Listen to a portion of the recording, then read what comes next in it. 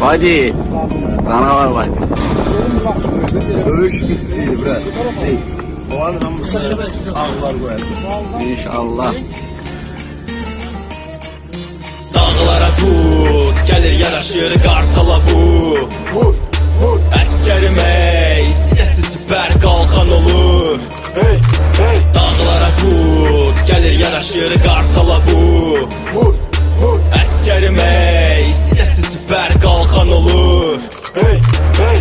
Onsuz dayanmırıq soyuqda, mən gəzərəm üşümərəm torpağı görmədən, ölən bir də nəsil düşün hələ. 30 il çoxdur hələ, verməyəcəm əsir düşmənə. Bir mərimi özümə saxlaram və heç vaxt əsir düşmərəm. Tarixin boşdur sənin, heç nə yoxdur qaynaqda. Oxu, öyrən, kəşf et və dayanmadan daymaqda. Bayraq sancılıb artıq dediyim paytaxtda. Yerdə xətəqədi, səmada bayraqlar.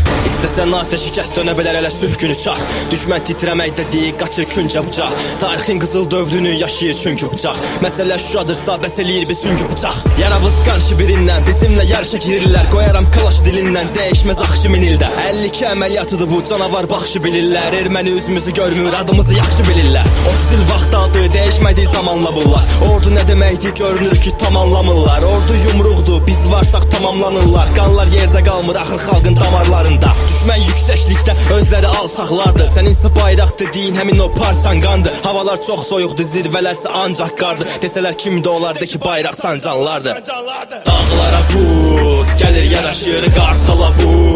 Vur, vur, əskərim ey, sinəsi sipər qalxan olur. Hey.